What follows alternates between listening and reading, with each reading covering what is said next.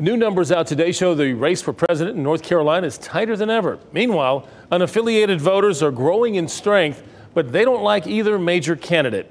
Our Capitol Bureau Chief Laura Leslie tells us, but those voters could decide the election in November. Unaffiliated or independent voters now make up the largest group of voters in North Carolina at 36%. Those are the voters that candidates need to get to swing the tight races. The Meredith Poll asked those voters their thoughts about the political parties and the upcoming election. Among all North Carolina voters, the presidential race is a statistical tie, with 41% backing Trump, 39% for Biden, and 9% for Robert F. Kennedy Jr. Looking at just unaffiliated voters, it's still a tie, but with a switch at the top. 33% say they'll vote for Biden, and 30% say Trump. 15% say Kennedy Jr., which is higher than among overall voters. Unaffiliated voters also dislike both major candidates at about the same rate, 2-1, and 3 out of 4 of them say the country needs a third party.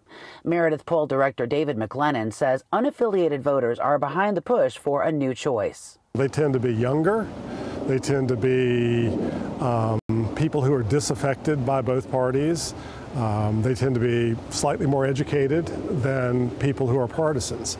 The poll shows unaffiliated voters see the Republican Party as more extreme than the Democrats, although almost as many said both are too extreme. In the governor's race, they seem to be trending toward the Democratic candidate, Josh Stein. He had 43% support from unaffiliated voters compared to 27% for Republican Mark Robinson. But 23% say they still don't know. There's about half that are real wild cards, and so they may be voting for Trump for president and Stein for governor. That's why we see the disparity between those two races.